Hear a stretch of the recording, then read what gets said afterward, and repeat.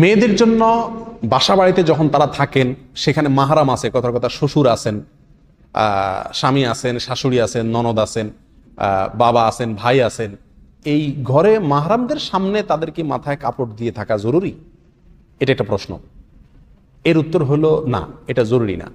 আমাদের দেশে যত আইন কানুন সব ঘরে মেয়েদের উপরে, ছেলেরা যা খুশি করে, তাদের জন্য কোনো আইন কানুন নাই, কোনো মাসলা মাসাইল না। যত মাসালা সব বানোয়াট মাসালা সব ফিট হয় কাদের উপরে? মেয়েদের উপরে, বিশেষ করে বৌমার উপরে। মেয়েদের উপরে বলতে বৌমাদের উপরে যত সব মাসালা ফিট করে থাকি আমরা। শরীয়ত কোথাও বলে নাই যে মাহারামদের সামনে কি করতে হবে, মাথায় ঘোমটা দিয়ে থাকতে হবে। গায়রে মাহারাম যদি হয়, কথার কথা ভাসুর, দেবর, প্রাপ্তবয়স্ক যদি হয়, অথবা যাদের সাথে দেখা দেওয়া জায়েজ নেই তাদের সামনে যদি হয়, তাদের সামনে তো অবশ্যই মাথায় ঘোমটা কেন, পুরা নিজের রূপগুণ সবগুলো ঢেকে যেতে হবে, সেটা ভিন্ন বিষয়।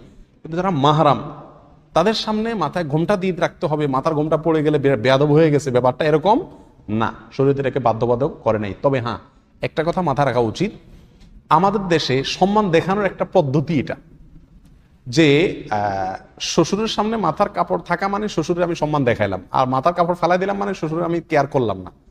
তো অরফের একটা এতেবার শরীয়তে আছে, অর্থাৎ কোন সমাজে কোনোটাকে সম্মানের মাপকাঠি আর কোনোটাকে অসম্মানের মাপকাঠি মনে করলে ওইটাকে আমলে নিতে হয়। বিধায় যথাসম্ভব যদি শ্বশুর শাশুড়ি এটা বেয়াদবি মনে করেন অথবা তাদের আপনার অসম্মান হয় এরকম মনে হয়, তাহলে সেক্ষেত্রে এদিকটা খেয়াল রাখা মেয়েদের জন্য ভালো।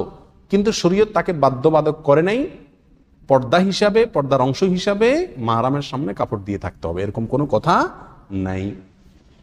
অনেক সময় দেখা যায় মা বোনরা কোরআন তেলাওয়াতের সময়ও মনে করেন যে মাথায় কি রাখতে হয়, কাপড় দিয়ে রাখতে হয়।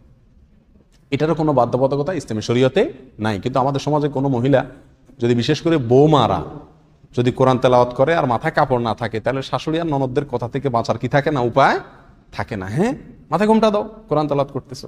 আবার আজান দিলে অনেক সময় শাশুড়িরা ননদরা নিজেরা যা করুক না করুক বোমার উপরে যত চাপ, এই কাপড় দাও, মাথায় কাপড় দাও, আজান দিছে। আজান দিলে, কোরআন তেলাওয়াতের সময়, মাহরাম থাকলে এই সময়গুলোতে মাথায় কাপড় দেওয়ার কোনো নির্দেশ ইসলাম আমাদেরকে করে নাই। তিনি যেভাবে আছেন সেভাবে থাকতে পারেন। তবে হ্যাঁ, ওই যে বললাম, সম্মান প্রদর্শন, এটা যেহেতু আমাদের সমাজে সম্মান প্রদর্শনের অংশ হয়ে গেছে, বিদায় সম্মান প্রদর্শন করতে চাইলে তিনি সম্মান প্রদর্শনের জন্য করবেন, সেটা ভিন্ন বিষয়।